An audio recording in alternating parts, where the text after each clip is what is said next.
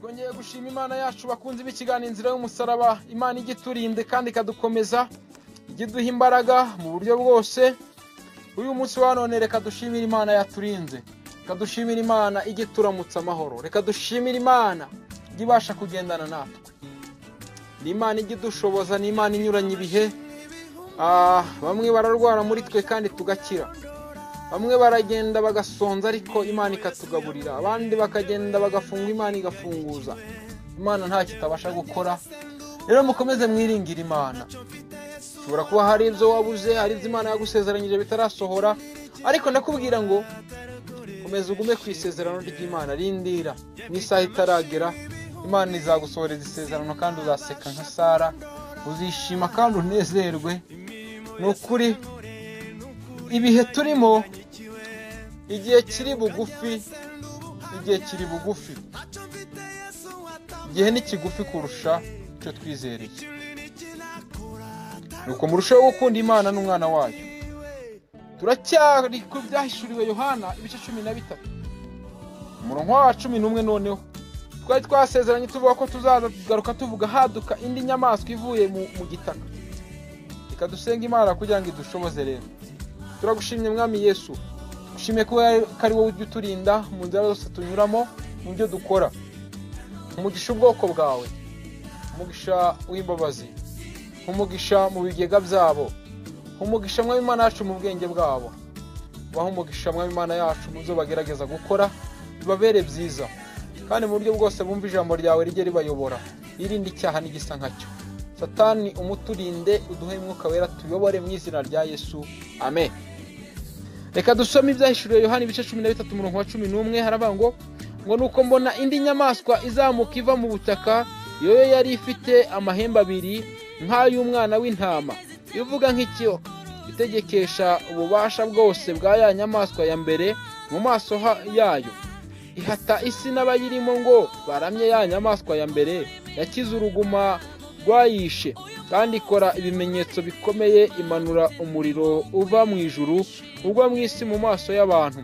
Iyobesha abari mu isi ibyo bimenyetso yahawe gukorera imbere ya ya nyamaswa, ibabwira kurema ibishushanyo cya ya nyamaswa yari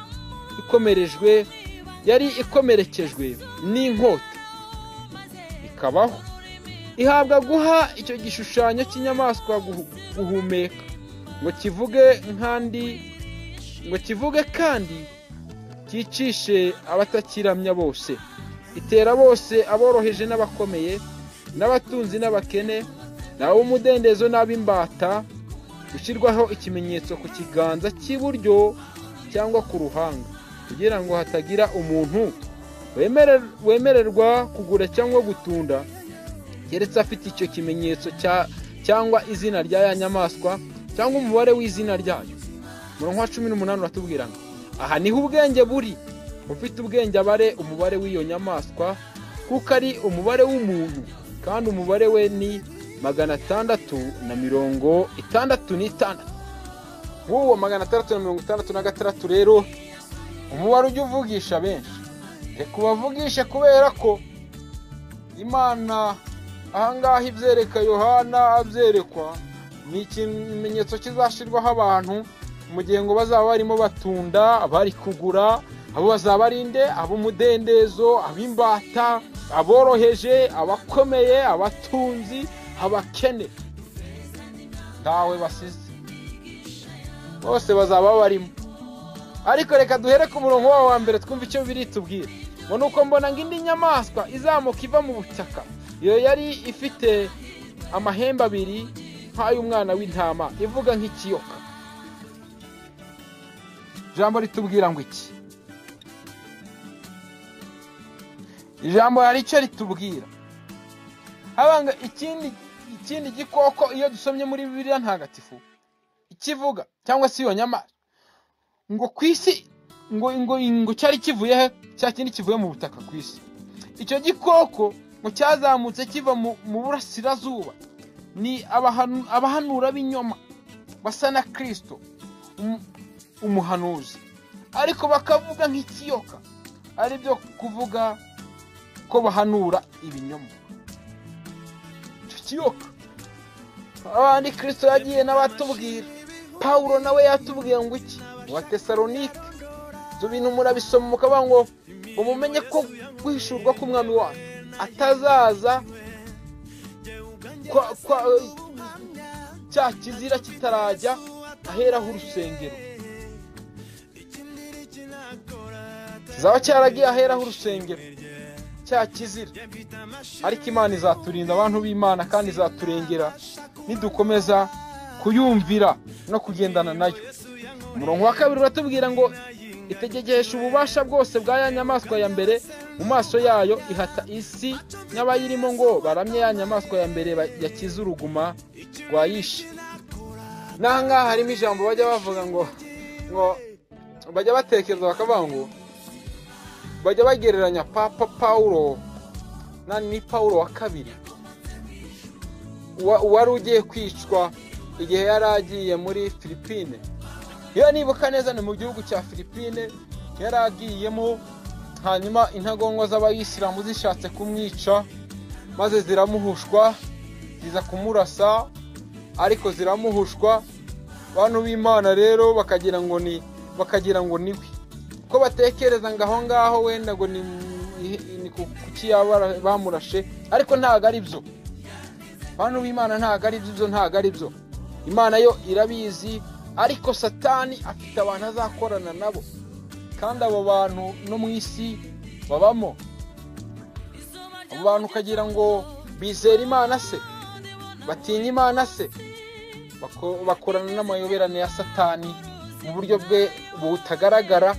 Ariko ahangaha turimo turavuga ni mu buryo azaba yeruye, ari mu buryo bugaragara. Mushishoze muzabimenya.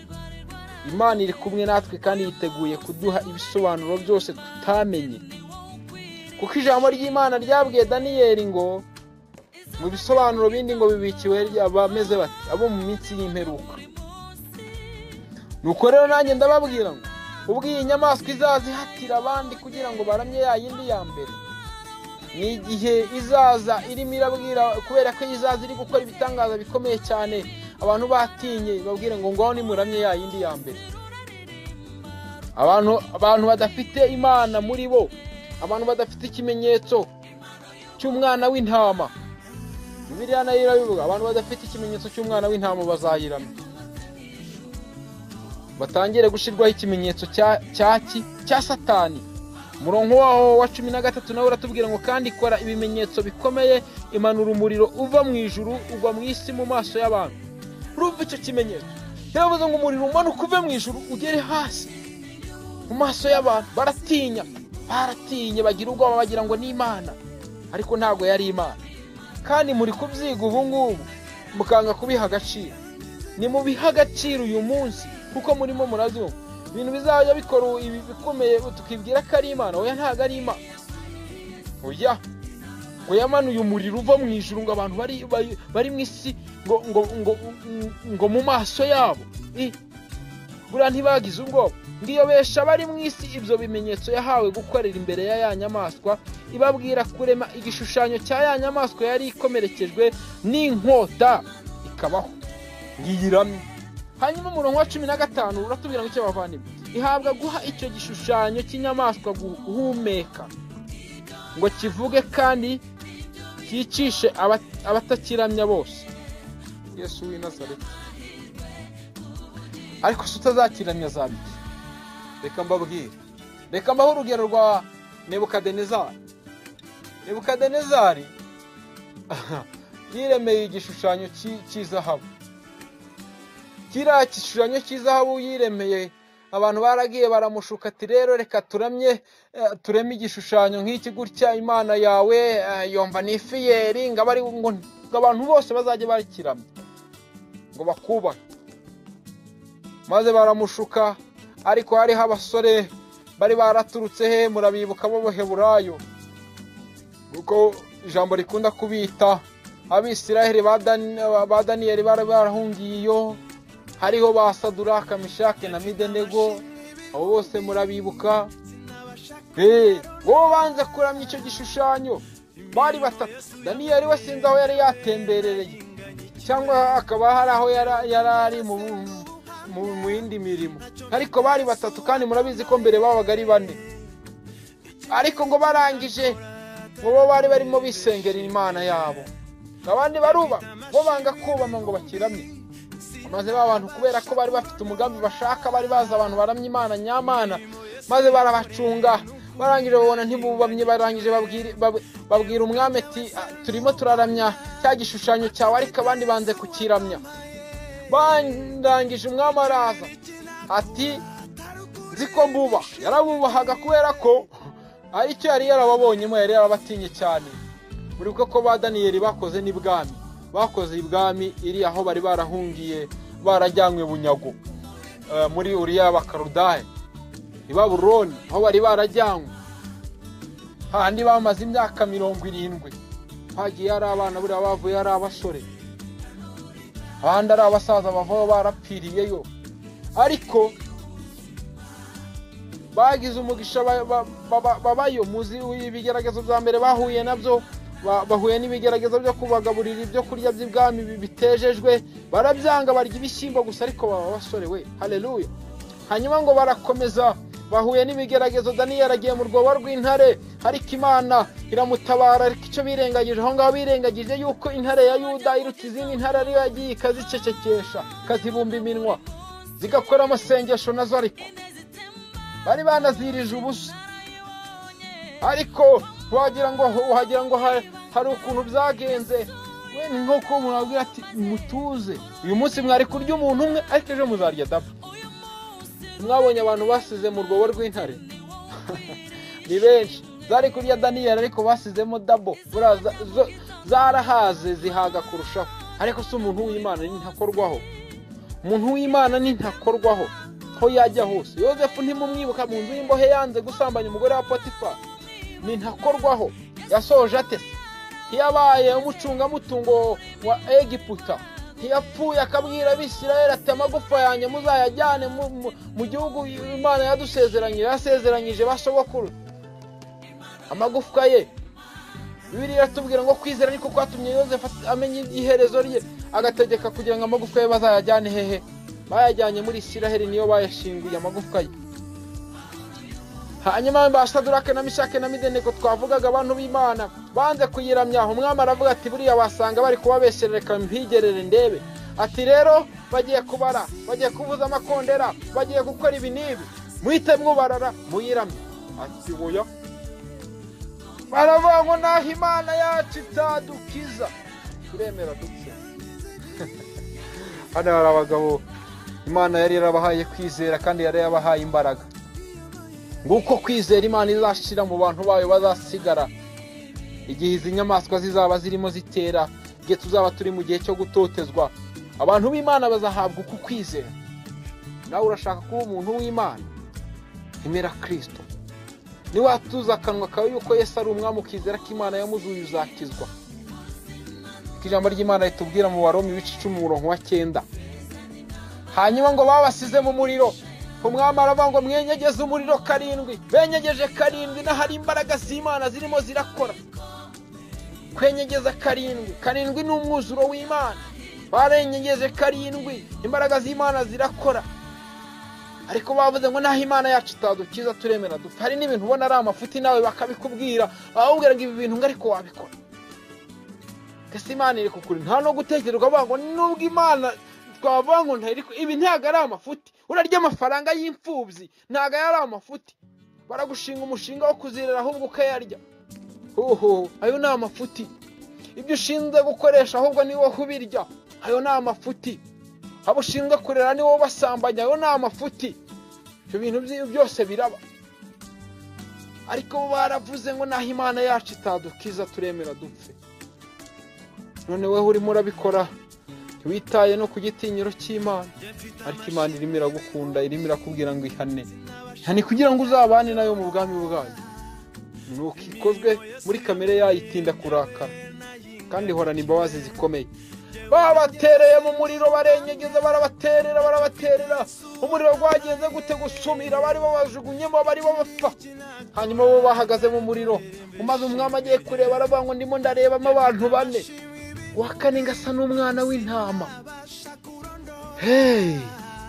haleluya. Uwa kane asa n'umwana w'intama, uwo yari Kristo Mesiya. Nicyo nyankundira Imana. Inyuma yawe hari ingabo nyinshi zishinzwe kukurwanira. Wigira ubwoba, Imana izakurinda muri bino bihe. Izakurinda mu gihe cyo kwaduka kw'izi nyamaswa, igihe cyo gutotezwa. Amayoberane atangiye kubaho abantu b'Imana. Nimurusheho gusenga Imana kugira ngo ibahishurire ibyo mukwiye gukora. Yesu yaravuze ngo nkwiye gukora imirimo y'uwantu myakiri kare butarira, kuko iyo mumaze kwira n'igihe umuntu atakibasha gukora. Kora imirimo y'uwagutumye hakiri kare. Iyo umaze gupfa, imigambi n'imihati byawe byose biba bihagararanye. Wakora ukiri muzima. Kora neza ugifite uburyo, kuko iki nicyo gihe cyawe kugira ngo ushake imbaraga zizakurengera muntu w'Imana. Yohana we, hari ijambo rimuvugwaho muri Matayo, iyo tugiye gusoma aho hafi Matayo 11:12, niba nibuka neza ntibeshe, ni ijambo ritubwira ngo muri Matayo, reka tuhavuge tunahagere tuhasome kugira ngo twumve icyo Imana itubwira. Twumve icyo Imana itubwira. Ni muri Matayo 11:12 byarizo zose. Matayo 11:12 haratubwira ngo uhereye ku gihe cya Yohana Umubatiza ukageza none ubwami bwo mu ijuru, ubwami bwo mu ijuru buratwaranirwa, intwarane zibugishwamo imbaraga. Haleluya. None uridamarariye, wahagurutse ukabwira Imana ikakuyobora mu byo ukora. Niba uri umurezi uzigisha ukijijwe, uri umuganga ukora ikiganga ukijijwe, waba uri umupasiteri, icyiza ni uko uzaba ufite Kristo. Simujya mubyibuka ko hari abihamagaye abantu b'Imana, nuko rero murusheho gushaka umwuka w'Imana azabayobora. Mu gihe gikomeye nk'iki ntabwo uzarira, ahubwo uzaririra umwami kugira ngo atabare itorero. Aritabare. Aho kujya kuririra abakomeye utazi, uzaririra itorero, uririra ku Mana. Imana itabare. Basaduraka ntibavuyemo ari bazima. Bavuyemo ari bazima. Bavuyemo ari bazima. Imana ibahesha icyubahiro aho ngaho mureba. Imana yihesha icyubahiro, nawe irabakuza. Umwami yavuze ngo Imana yabo yabasaduraka na Mishaki na Abedenego, buri umwe wese niyo ye akwiye kuramya. Haleluya. Buri umwe wese aba ariyo aramya. Nawe niwemera Imana, Imana izabasha kuguhindukiriza ibisubizo. Wajya kuvuga ibintu ntibabyumve bakaguca intege. Hari imigambi mibi bapanga wowe ukayanga, bakavuga ngo wenda uyu muntu reka tumwikize, ariko Imana iragutabaye. Abo bose bazapfukama baramya Imana yawe. Humura, wigira ubwoba. Humura, ibyo uri guhura nabyo wigira ubwoba.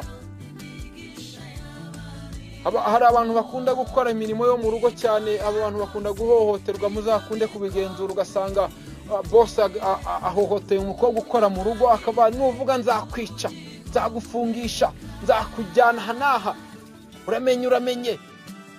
Hanyuma umukobwa akagira ubwoba kandi bamusambanyije, bamuteye inda. Hagarara ku bukumi bwawe, hagarara ku bukobwa bwawe. Hamya icyo wamenye. Nuba ufite Kristo uzamuhamya, ariko nuba ntawe ufite bazagusambanyana, ntuzabona ukuhakana. Kandi bakubeshe ngo bazagufungisha, ariko nuba ufite Kristo uzahakana. Yosefu yanze gusambana no muka Potifara, bamujyana mu nzu y'imbohe, ariko yavuyemo afite ibisubizo bizima. Nawe uzahaguruka ufite ibisubizo bikomeye cyane. Imana y'amahoro iturengere, kandi murusheho kuzirikana ibyo mukora. Murusheho kuzirikana ko Imana ari izadutabara no muri bino bihe, igihe inyamaswa izaba irimo iraduka. Muri bino bihe Imana ntabwo izagusiga itaguhaye imbaraga, niba uri umuntu wayo. Ibyo bimenyetso bikomeye byahawe iyo nyamaswa ngo ibikore, ifite no gutuka Imana. Ngo yari ifite gutuka Imana. Ku munwa wa 14 haravuga ngo kugira ngo hatagira umuntu wemererwa kugura cyangwa gutunda. Yari imaze kugira gute? Mu munwa wa 16 haravuga ngo itera abantu bose, aboroheje n'abakomeye n'abatunzi n'abakene n'abamudendezo n'abimbata, gushirwaho ikimenyetso ku kiganza cy'iburyo cyangwa ku ruhanga. Icyo kimenyetso kizashirwa ku kiganza cy'uburyo cyangwa ku ruhanga. Reka dusome tucyumve icyari cyo. Ku munwa wa 17 haravuga ngo ngo kugira ngo hatagira umuntu wemererwa kugura cyangwa gutunda keretse afite icyo kimenyetso cyangwa izina rya ya nyamaswa cyangwa umubare w'izina ryacyo. Iryo zina riri ku gahanga cyangwa ku kaboko cyangwa icyo kimenyetso. Ariko hano ijambo ry'Imana riradusobanurira ku murongo wa 18 havuga ngo aha niho ubwenge buri, ufite ubwenge aba ari umubare w'iyo nyamaswa kuko ari umubare w'umuntu kandi ni 666. Singo wa mubare ni 666. 666 ni umubare mubi, ni umubare utuzuye. 777 se tubiteranyije iyo biba 777 ntibyari kuzura wa mwuzuro w'Imana hoye, ariko byabaye 666 ni umubare mubi. Hano Bibiliya ntagatifu idusobanura kavuga ngo ni umubare ngo wa Kaisari Neron, kuko ngo umubare w'inyuguti z'Igiheburayi zigize iryo zina ari 666. ngo buri nyuguti y'Igiheburayi ifite umubare bingana bitewe n'umwanya wayo muri alphabet y'urwo rurimi.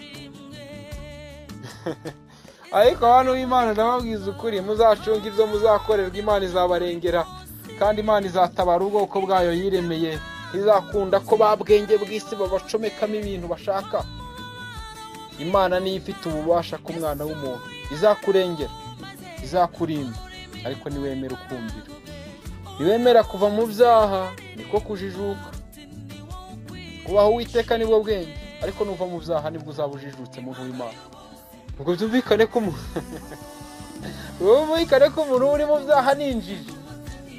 Ariko ijambo ry'Imana rikongera katubwira ngo iki mu byakozwe n'intumwa ibice 12 mu murongo wa 30 aratubwira ngo iminsi yo kujijwa Imana yarayirengagije, ngitegeka abantu bose, ngirangije itegeka abantu bose kwihana. Wijijwa re Imana yarayirengagije itegeka abantu bose kwihana. Imana y'amahoro ibampera umugisha. Mwakoze uyu mubare ntuzabacerenjinga, ahubwo muzasenga Imana izabarinda. Izabarinda, ntizemera ko ubwoko bwayo bujyamo ibingibi. Ariko si ukuvuga ko bitazajya mu bantu, ariko uzemera Imana izamurinde. Ijambo rivuga ngo iki muri Zaburi ya 91 umurongo wa 1 avuga ngo uba mu rwisho rw'isumba byose azama mu gicucu cy'ishobora byose. Nose nuba wihishe mu Uwiteka uzi ntizakurinda, izakurengera. Ati zandengera gute? Ubuse bari muri jenoside muri 94 Imana ko yabarengeye, kandi inkota zaravugaga n'imbunda zivuga nta nicyo bariye. Ubuse Abisirayeli tuvuga bo ntibakorewe jenoside, Imana ntiyarengeye, ntiyisigarije ubwoko bwayo, ntiyabarengeye. Nimuzi bari mu butayu, Imana yarabarengeye igihe bari mu butayu bavuye mu Misiri. Imana yarabarengeye, bagenze imyaka 40 bambaye ibirenge ntihagira ikirenge gitumba. Nawe Imana izakurengera. Batizanengera gute se tuzarya gute? Eliya sigiye yari yarahunze, igikona cyamugaburiraga ariko kagezi ntimubizi cyamujyaniraga umutsima. Halewe, Manu y'Imana irahari. Imana iracyatunga ubwoko bwayo kandi izabatunga mu buryo mutazi, ntawe ubuzi. Imana niyo ibuzi. Mwizere Imana, mwizere n'umwana wayo Yesu Kristo. Imbabazi z'Imana zijye kuri mwebwe. Ndashaka gusengana n'abantu bumva ko mu mitima yabo bashaka gusaba imbabazi. Aho bari bace bugufi mu mitima yabo, dusengane maze dusaba Imana imbabazi kugira ngo izaturinde. Ndagushimye Uhoraho Nyiringabo, nongeye kugushimira kugira neza kwawe, nongeye kugushimira ubuntu tugirira. Izina ryawe nirihimba, izina ryawe nirishirwe hejuru. Abana bawe turashaka kugira ngo tuve mu byaha, kuko kuba hari bwenge kuva mu byaha akaba ariko kujijuka. Tubabarire gukiranirwa kwa abanduje imibiri yawe. Hari abaye abatinganya, abandi babaye abatinganyi b'abakobwa, cyangwa se uburyo twabyita mu Cyongereza afenerizime.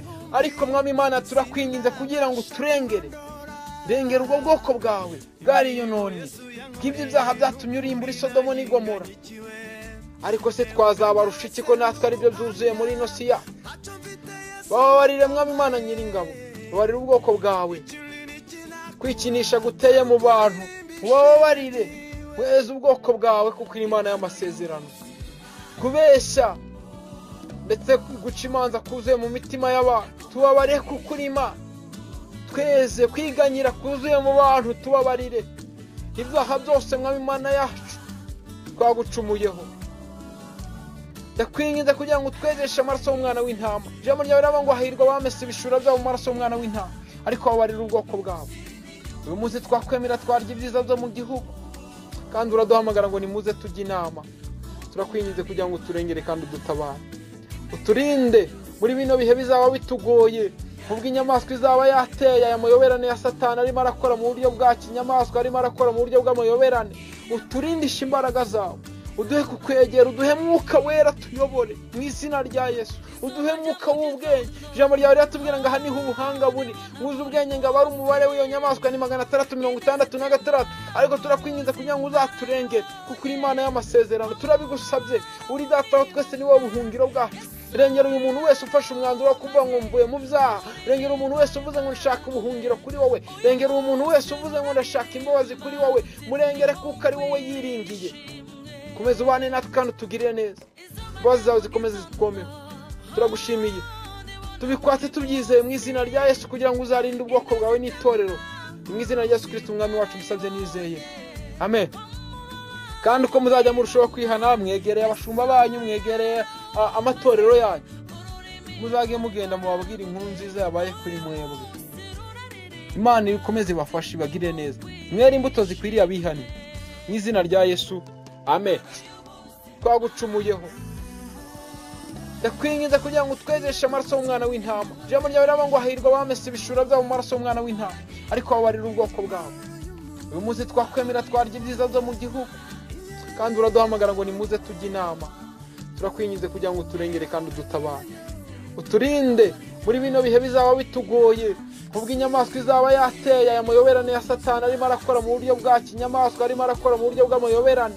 Uturindishe imbaraga zawe, uduhe kukwegera, uduhe mwuka wera tuyobore mu izina rya Yesu. Uduhe mwuka w'ubwenge. Ijambo ryawe riratubwira ngo aha niho ubuhanga buri. Uzi ubwenge ngo abari umubare w'iyo nyamaswa ni 666, ariko turakwinginze kugira ngo uzaturengere, kuko uri Imana y'amasezerano. Turabigusabye, uri Data wa twese, ni wowe buhungiro bwacu. Rengera uyu muntu wese ufashe umwanzuro wo kuvuga ngo mvuye mu byaha. Rengera umuntu wese uvuze ngo ndashaka ubuhungiro kuri wowe. Rengera umuntu wese uvuze ngo ndashaka imbabazi kuri wowe. Murengere kuko ari wowe yiringiye. Komeza ubane natwe kandi utugirire neza. Imbabazi zawe zikomeze zitwomeho. Turagushimiye, tubikwate tubyizeye mu izina rya Yesu, kugira ngo uzarinde ubwoko bwawe n'itorero. Mu izina rya Yesu Kristo umwami wacu musabye nizeye, amen. Kandi uko muzajya murushaho kwihana, mwegereye abashumba banyu, mwegereye amatorero yanyu, muzage mugenda mubabwira inkuru nziza yabaye kuri mwebwe. Imana ikomeze ibafashe, ibagirire neza, mwere imbuto zikwiriye abihani mu izina rya Yesu, amen.